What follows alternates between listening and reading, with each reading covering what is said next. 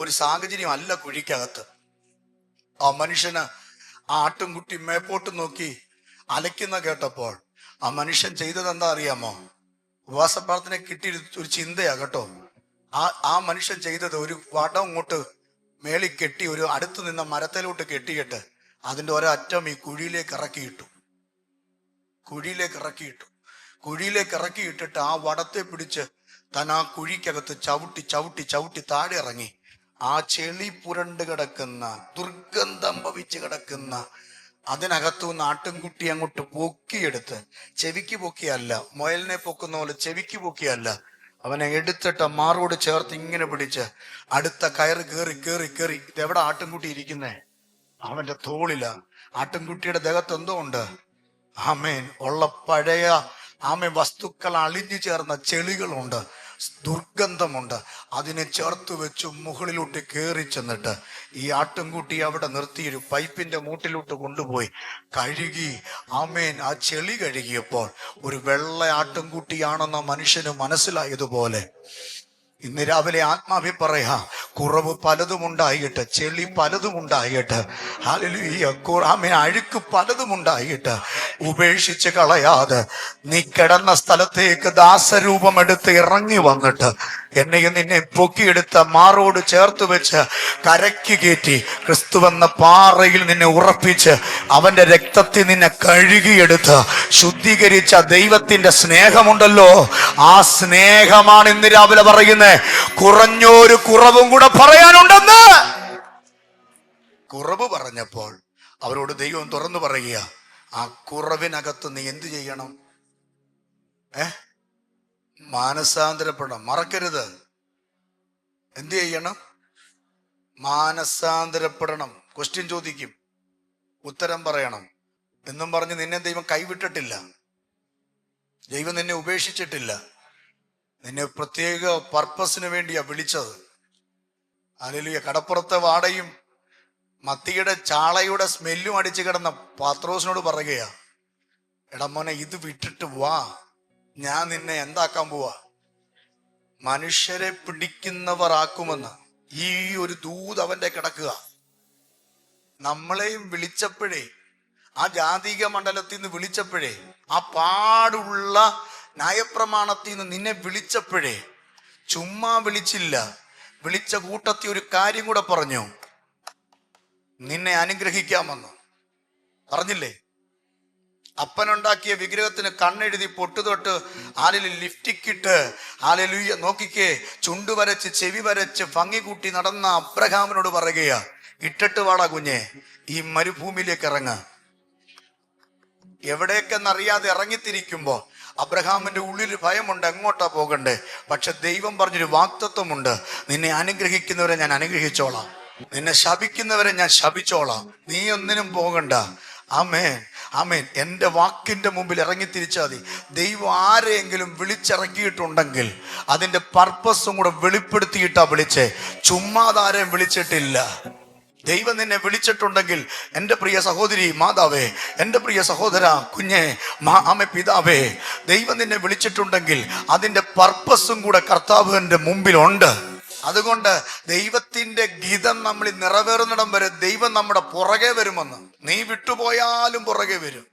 പടകും വലയും എടുത്തുകൊണ്ട് പോയി യേശു കർത്താവ് ക്രൂശിൽ ഇറക്കി കല്ലറയ്ക്കകത്ത് യേശുവിനെ അടക്കിയപ്പോൾ പത്രോസ് എന്താ ചെയ്തത്? പോയി മുട്ടുമടക്കി പ്രാർത്ഥിച്ചെന്നാണോ? അടുത്ത 40 ദിവസം ഉപവാസം ഇരുന്നാണോ? അല്ല. വീടിന്റെ പുറകിൽ എവിടെയോ ചുരുട്ടി വെച്ചിരുന്ന ആ വലയെടുത്ത് നിവർത്തി. എന്നിട്ട് എന്ത് ചെയ്തു? പഴയ പണിക്ക് പോയി. പക്ഷെ തമ്പുരാൻ വിട്ടോ? കാരണം വിളി വേറെയാ. നിനക്ക് വിളിയുണ്ടെങ്കിൽ ദൈവം നിന്നെ വിടത്തില്ല കുഞ്ഞെ. നീ എത്ര ഓടി മാറാൻ നോക്കിയാലും ദൈവം വിടത്തില്ല. അതുകൊണ്ട് ദൈവം നിന്റെ പുറകെ നടന്ന് പറയും, മാനസാന്തരപ്പെട് വാ, മാനസാന്തരപ്പെട് വാ, മാനസാന്തരപ്പെട് വാ. നമ്മുടെ വീട്ടിൽ നമ്മളെക്കാൾ മിടുക്കന്മാരുണ്ടായിരുന്നല്ലോ, നമ്മുടെ വീട്ടിൽ നമ്മളെക്കാൾ സൗന്ദര്യമുള്ളവരുണ്ടായിരുന്നല്ലോ, നമ്മുടെ വീട്ടിൽ നമ്മളെക്കാൾ പണമുള്ളവരുണ്ടായിരുന്നല്ലോ, നമ്മുടെ വീട്ടിൽ ഹല്ലേലൂയ പെൻഷൻ വാങ്ങിക്കുന്നവരും അതുപോലെ തന്നെ നമ്മുടെ വീട്ടിൽ ഇൻഷുറൻസ് ഉള്ളവരൊക്കെ ഉണ്ടായിരുന്നല്ലോ. എന്താ അവരെ ആരെയും വിളിക്കാഞ്ഞ്? നിന്നെ എന്തിനകത്ത് കൊണ്ടുവന്നേ? നിന്നെക്കുറിച്ച് ദൈവത്തിന് എന്തോ ഉണ്ട്, ഒരു പ്ലാൻ ഉണ്ട്. രാമേൻ പറ, പക്ഷെ ദൈവം ഒരു പ്ലാൻ അനുസരിച്ചാ വിളിച്ചതെങ്കിൽ നീ മാനസാന്തരപ്പെടുന്നിടം വരെ നിന്റെ പുറകെ വരും. നീ മടങ്ങി വരുന്നിടം വരെ നിന്നെ പുറകെ ഫോളോ ചെയ്യും. അത് ഉലകത്തിൽ ഞാൻ ചെയ്യത്തില്ല. എനിക്കൊരു മനുഷ്യന്റെ പുറകെ പോകാനൊരു പരിമിതിയുണ്ട്. 2 ദിവസം വിളിക്കും, 3-ാം ദിവസം ഞാൻ പറയും അങ്ങനെ വഴിക്ക് എന്ത് ചെയ്യട്ടെ.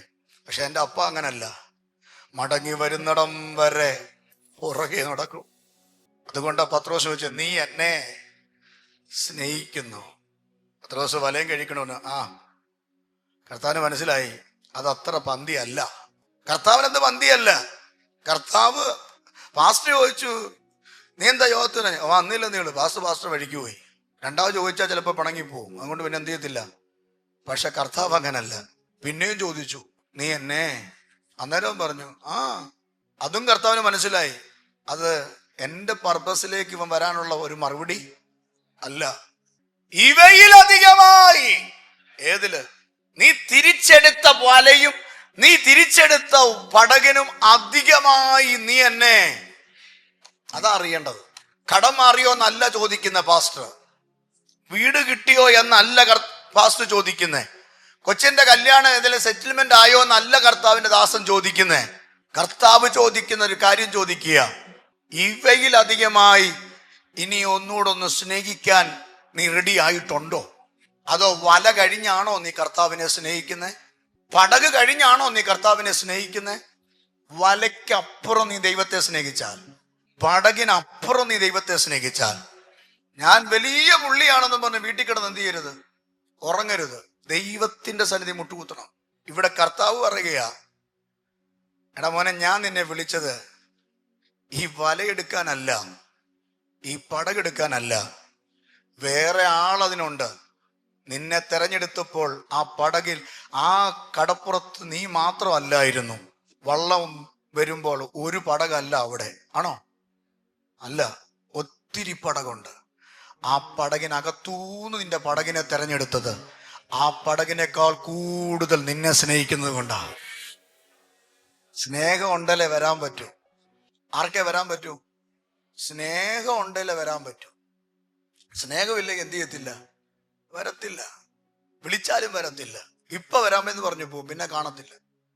പക്ഷെ സ്നേഹം ഉണ്ടെങ്കിൽ വരും. അതുകൊണ്ടാണ് പത്രോസിനോട് കർത്താവ് ഓടിച്ചെന്ന്, എവിടെ? ഉയർത്തെഴുന്നേറ്റിട്ട് ഓടിച്ചെന്ന് ചോദിക്കുക, നീ എന്നെ അധികമായി? ഇനി എനിക്ക് എന്റെ വഴി, നിങ്ങൾക്ക് നിന്റെ വഴി. അതാ സ്നേഹം കുറയുമ്പോഴാ ഞാനും നീയും പറയുന്നേ. പക്ഷെ കർത്താവ് നോക്കിക്കേ, തള്ളിപ്പറഞ്ഞിട്ടും തള്ളിക്കളയാതെ എത്ര ദൂരം അങ്ങേ വീട്ടോടി ഞാൻ, അത്രമേരം കാത്തു നിന്നെന്നെ നീ, എത്ര ദൂരം അങ്ങേ വീട്ടോടി ഞാൻ, അത്രനേരം കാത്തു നിന്നെന്നെ നീ, ഇത്രമേൽ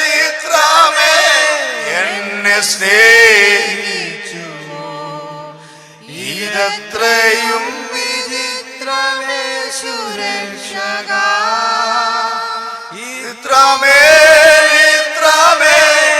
എന്നെ സ്നേഹിച്ചുവോ, ഇതത്രയും വിചിത്രമേ സുരക്ഷക, എത്ര ദൂരം അങ്ങേ വീട്ടോടി ഞാൻ, അത്ര നേരം കാത്തു നീ എന്നെ നീ.